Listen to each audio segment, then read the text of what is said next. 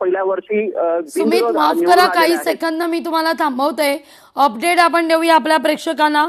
आणखीन एक महत्वाची बातमी, दुसरी महिला ओबीसी महापौर चंद्रपूर इथून विराजमान होणार आहे, तर तिसरी महिला ओबीसी महापौर अहिल्यानगर इथून विराजमान होणार आहे. क्षणाक्षणाचा अपडेट केवळ आणि केवळ लोकशाही मराठीवर आपण या क्षणी पाहतोय.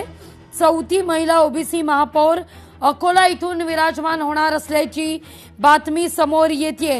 या घडीची महत्वाची बातमी आपण पाहतोय. अकोला, अहिल्यानगर, उल्हासनगर, कोल्हापूर, चंद्रपूर, जळगाव या ठिकाणी ओबीसी महापौर विराजमान होणार आहे.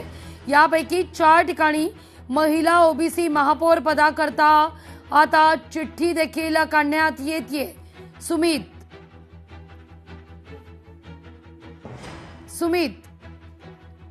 या ठिकाणी बघितलं तर उज्ज्वला बेंडाडे हे अगदी या ठिकाणी सुमित चर्चेत आहेत.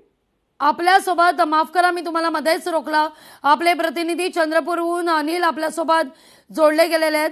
अनिल, काय अधिक माहिती या सगळ्या संदर्भात? काय वाटतं, चंद्रपूर मधून कोणत्या महिला नगरसेवकाचा महापौर म्हणून या ठिकाणी सन्मान होईल? कोणाचं नाव चर्चेत?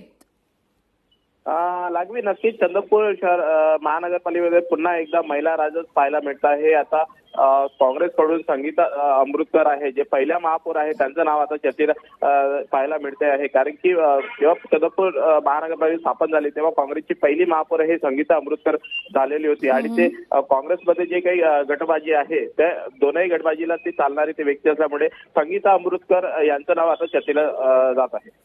लागवी अगदी आपण पाहतोय या सगळ्या संदर्भात आता मात्र क्षणाक्षणाचं अपडेट समोर येताना दिसतंय.